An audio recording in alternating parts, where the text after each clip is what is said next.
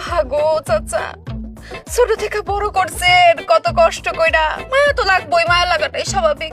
টাকার অভাবে ছাগলটারে বাজারে বিক্রি করে দিতে হইতেছে, তাই তো। তোর শামসুন নাহার, তোমার লাগে কত কই কোনো মজা নাই। কই একটা বুঝ আরেকটা, এক লাইন করলে 7 লাইন বুঝা হলো আগে হই।